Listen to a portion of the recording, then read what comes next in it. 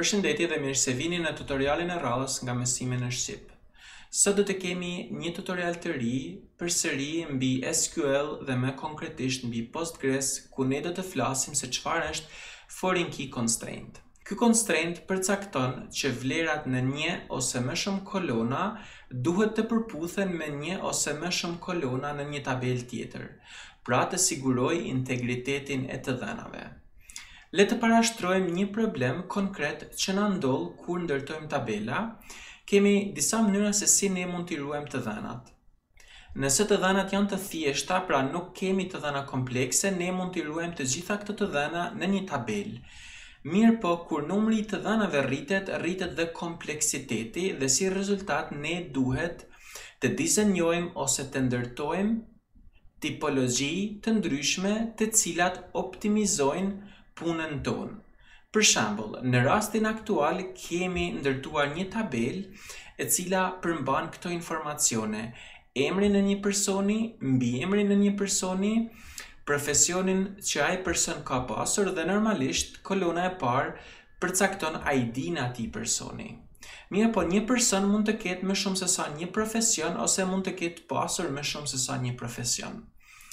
Kjo do të thotë që nëse ne I vendosim të gjitha këto të dhëna në një tabel, do të kemi duplikim të dhënash, si në rastin aktual ku unë e kam ngjyrosur me ngjyrë të kuqe.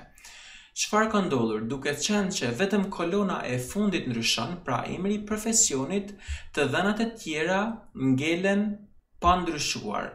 Pra, dhe ne nëse insertojmë një rrjesht të ri për të shënuar që personi në fjalë ka një profesion të ri, do të thotë që jemi duke duplikuar ID-n, emrin dhe mbiemrin e atij personit.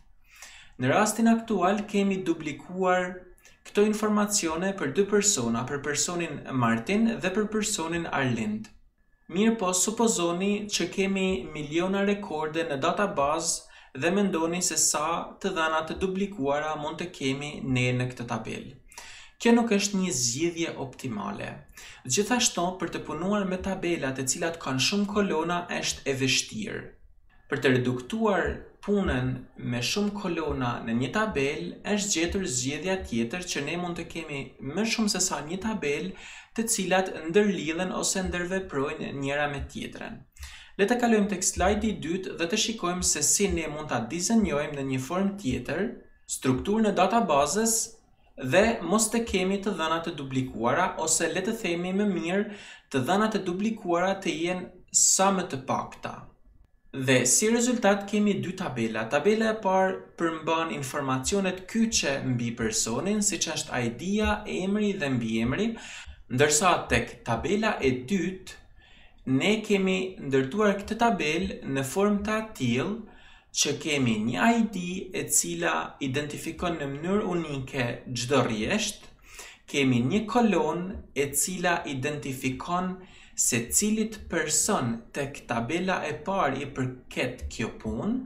Pra po ta shikoni, dy rrjeshtat e parë kanë vlerën njësh tek kolona person ID, sepse të dyja këto profesione I përkasin personit Martin Mehaj me ID njësh.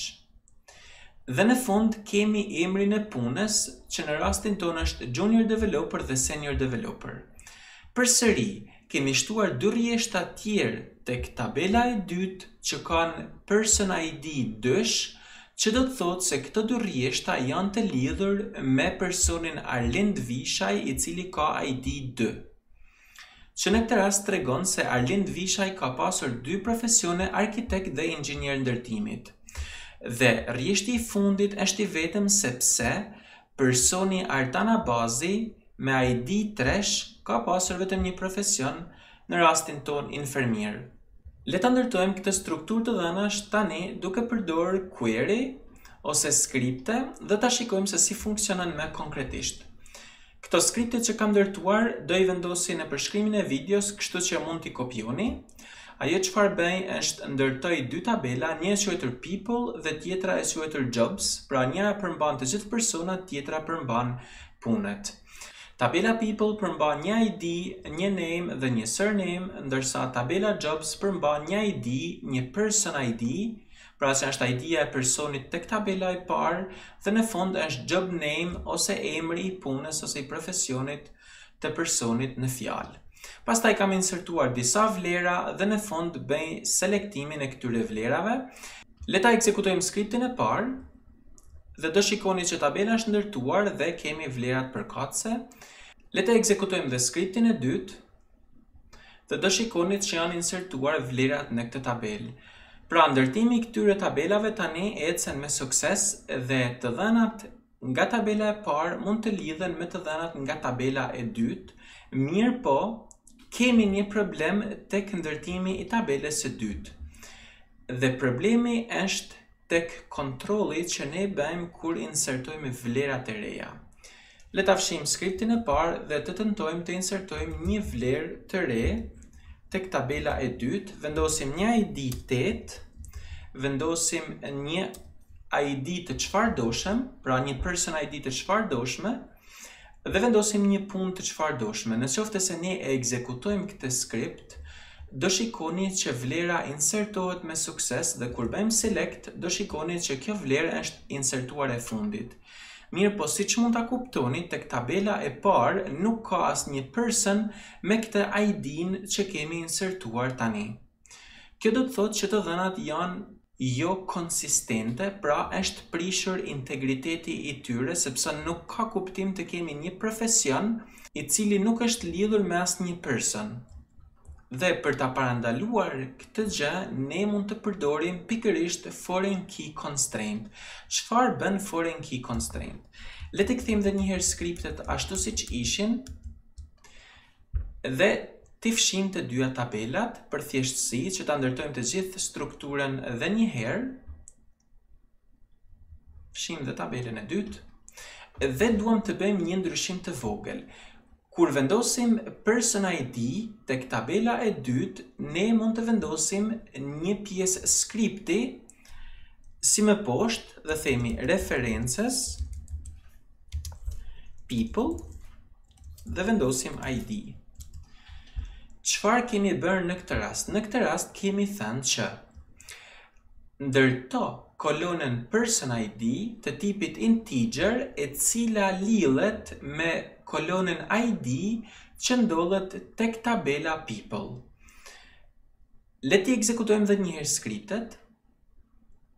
Le ta ekzekutojmë dhe skriptin e dytë dhe po ta shikoni ecën me sukses. Mirë po, tani ndryshimi është që në qoftë se ne tentojmë të insertojmë vlera në tabelën e dytë që nuk ndodhen në tabelën e parë, do të kemi një error. Le ta provojmë këtë gjë. Për shembull, le të vendosim një ID të çfarëdoshme, e cila nuk ndodhet tek tabela e parë dhe po ta shikoni thotë le të vendosim një herë ID-n unike, që është le të themi një vlerë 8. Në qoftë se ekzekutojmë, do shikoni këtë errorin që thot insert or update on table jobs violates foreign key constraint. Pra me pak fjalë të thot që ID-ja 234 nuk ndodhet tek tabela people dhe si rezultat ti nuk mund të insertosh një vlerë tek tabela jobs me këtë person ID. Pra, kjo është mënyra se si ne mund të lidhim dy tabela në një formë të tillë që tabela e dytë mos të ketë vlera inkonsistente. Pra, gjitha çfarë kemi bërë është shumë e thjeshtë. Çdo vlerë që ndodhet tek kolona person ID në tabelën jobs duhet me patjetër të ndodhet tek kolona ID tek tabela people. Mirë pa nasjelltas nuk duhet të jetë e vërtet, mund të mos jetë e vërtet. Pra mund të kemi një person i cili nuk ka asnjë profesion dhe kjo do të thotë që ID-ja e atij personit nuk ndodhet fare tek tabela jobs. Një gjë tjetër që duhet kemi parasysh gjithmonë kur ndërtojmë një constraint të tillë, ky constraint duhet të përmbajë si kolona në përbërjen e tij vetëm ato kolona të cilat janë primary key tek tabela e parë. Pra në shembullin ton primary key është vetëm ID-ja e personave, kështu që ne vendosim vetëm këtë kolonë ID. Kjo është e gjitha çfarë kemi përgatitur për këtë tutorial, bashkë mirupafshim në tutorialin e radhës.